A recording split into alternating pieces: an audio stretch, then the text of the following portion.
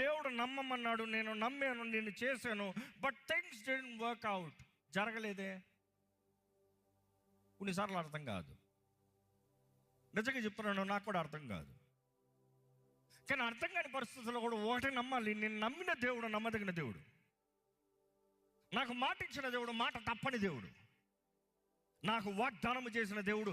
ఆయన కాలములో, ఆయన సమయము, which means the time and the season that he has destined, నిర్ణయించినది ఆయన జరిగిస్తాడు.